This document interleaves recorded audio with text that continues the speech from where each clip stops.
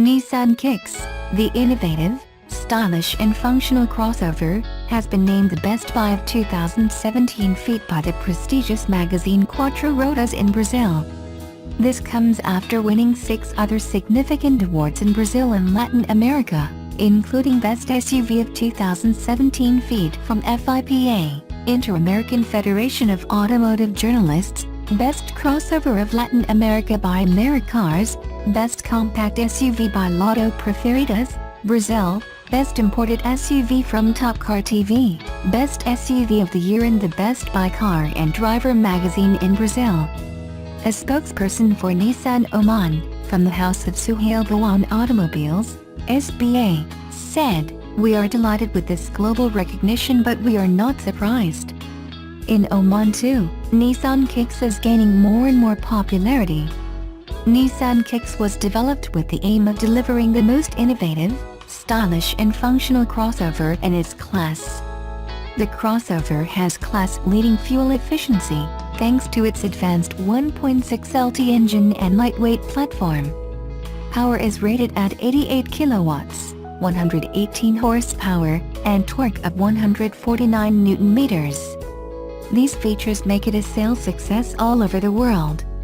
To win the recognition, Nissan Kicks 1.6 SV beat the shortlisted models because, according to the panel of technical journalists, the Nissan Kicks offers well-balanced features and price. It is one of the most economical vehicles in its category to run and own, and it has one of the cheapest parts and servicing costs under 60,000 kilometers. Production of Kicks in Brazil began in June at the Nissan Industrial Complex in Resende, Rio de Janeiro state. With the local production, the brand's best-selling model in the domestic market now offers additional trim versions, new standard features, first-in-segment equipment, and new two-tone body colors. The car's advanced chassis control technology allows it to deal with the rough and tumble of the urban jungle, while the drivers will love the ease of parking thanks to the around view monitor and the amazing functionality of the 7-inch color touchscreen. The newcomer is aimed squarely at urban driving environments and combines a robust exterior and elevated driving position with compact dimensions for agile performance and maneuverability. The body features an advanced aerodynamic design, which optimizes fuel consumption and minimizes noise. Nissan Kicks is also one of the first models to realize the concept of Nissan Intelligent Mobility, initially presented at the Geneva Auto Show in 2016. When I bought my used Nissan Leaf, I did so knowing that I rarely drive more than 30 to 40 miles in a day. For the occasional longer trips for meetings, and such, I figured I'd just swap cars with my wife or rent if I had to. But something changed. During the 2 or so years since I've had it, public charging stations have proliferated in the Triangle area, meaning I can now often take longer trips knowing I can most likely charge at my destination, and that there are plenty of CHAdeMO fast charging options to top up with on the way home if I do get caught in a pinch. This fact was brought home when I visited my friends at TS Designs to check out their new public charging station the other week. Having picked up my friend in the suburbs, driven to Burlington, North Carolina, stopped off ironically enough at a 5-star gas station for lunch, and headed home via my friend's house in the sticks, I ended up covering 105 miles in a day with just the charge during our meeting and a quick 15-minute calm the nerve stop off at a CHAdeMO charger on the way home. I even got back with 45 miles on the gasometer too. Of course, stories like this will do little to blunt the concerns of those who say 200+ miles of range must be a minimum. But they're not meant to. I fully understand that for many mainstream consumers, or regular long-distance drivers, an 86-mile range just will not cut it. I'm simply pointing out that not only do electric cars get greener as they age, one UK study suggests they're 50% greener now than in 2012. They also get more practical.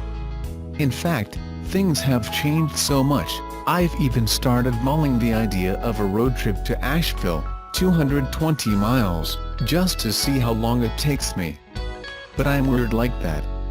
Of course, I still welcome the arrival of truly long-range electric cars, but the ever-growing availability of local charging infrastructure suggests short and medium-range electric cars will still be a lot more practical than they were just a few years ago.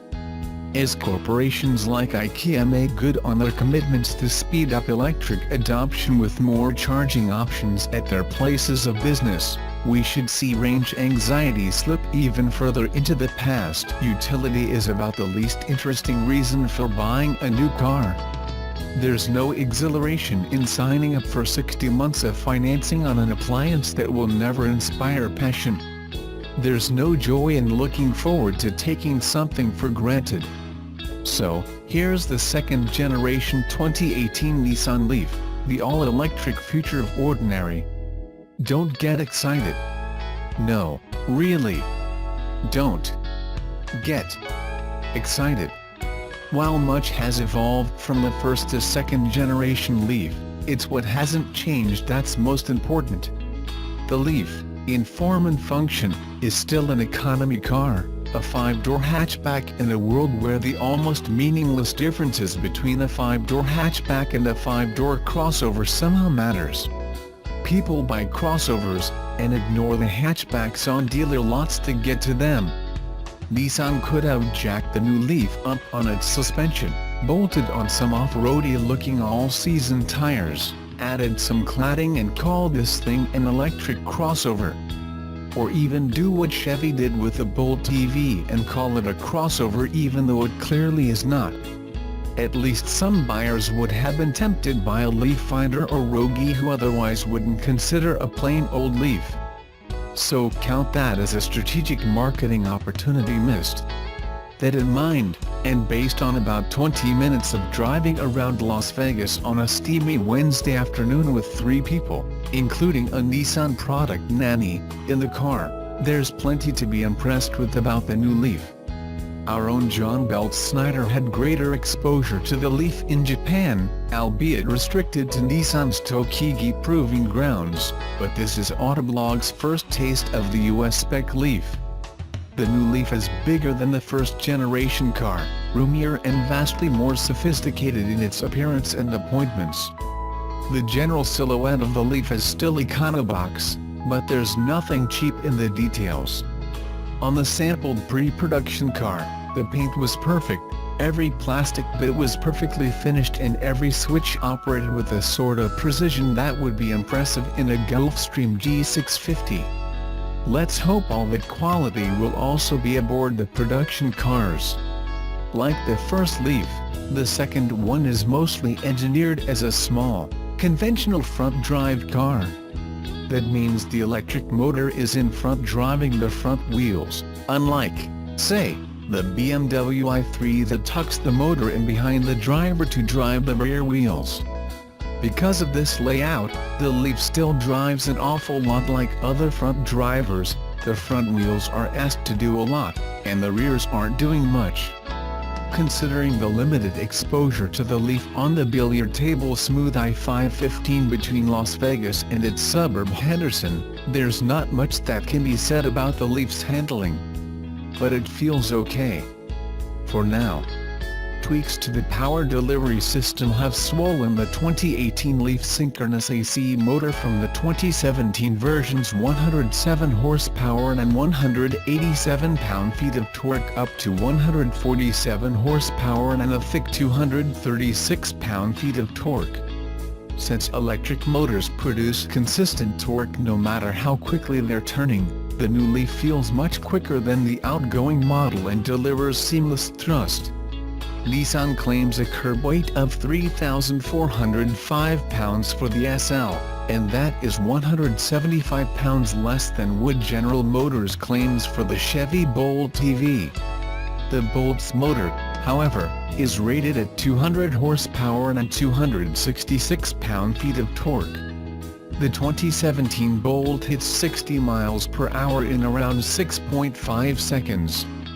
The 2017 Leaf does the same trick in a languid 10+ seconds. Let's guesstimate the 2018 Leaf 0 to 60 time at just under 9.0 seconds. Short of the high-end Tesla hot rods, the Bolt is likely to remain the choice of the world's electro boy racers. Nissan claims 150 miles of range for the new Leaf under reasonable conditions. That's better than the 107-mile stretch of the 2017 Leaf and tops the 124 miles Hyundai claims for the Ioniq Electric, but well behind the Bolt's claimed 238-mile low.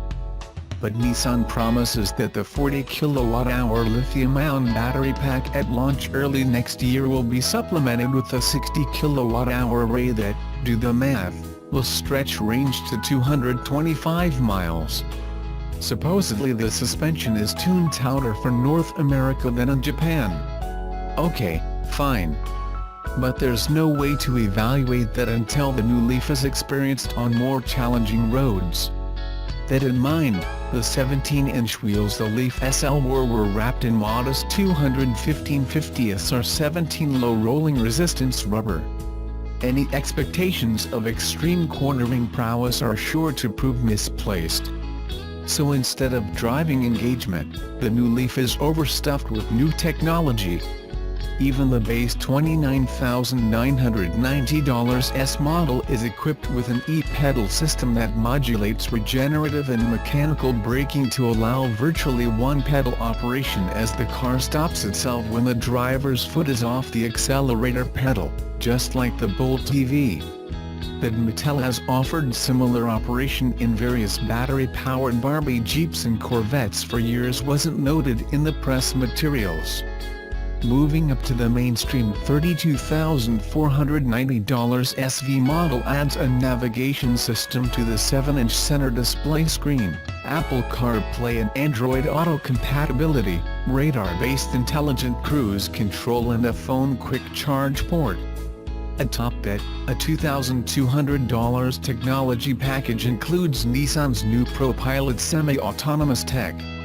A top-of-the-line SL runs $36,200 and includes all the goodies, including blind spot warning, lots of cameras, and ProPilot, which seemed to work okay for the mile or so we were able to turn it on. What's frustrating here is that while the agony of this rollout persists, there's still reason to be suspicious that the electric car market is, in fact, a viable one.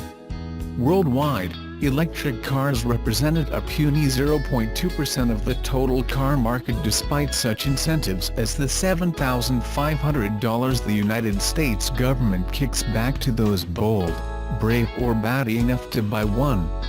It's hard to believe that this new Leaf will inspire a new wave of enthusiasm for electric cars.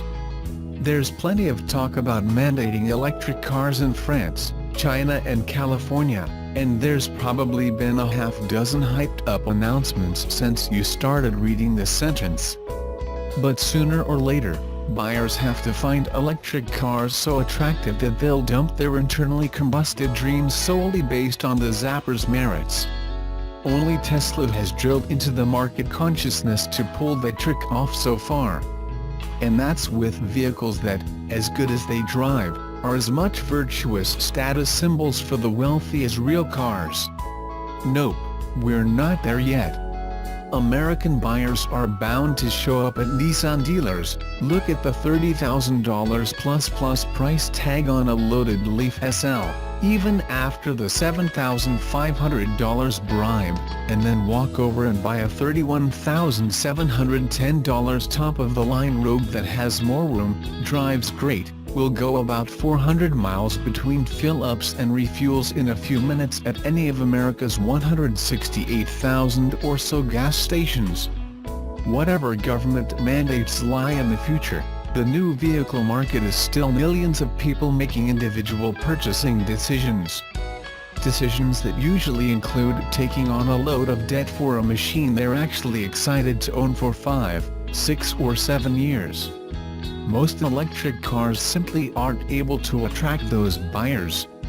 At least not yet. And it seems doubtful that the new Leaf will change that.